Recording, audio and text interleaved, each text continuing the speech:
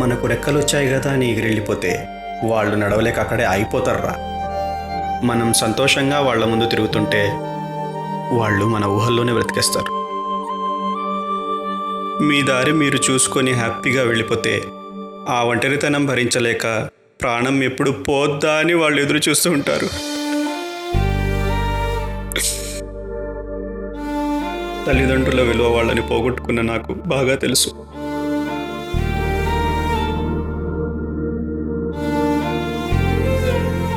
ఇప్పటికైనా తల్లిదండ్రుల విలువ తెలుసుకొని బతకండి రా.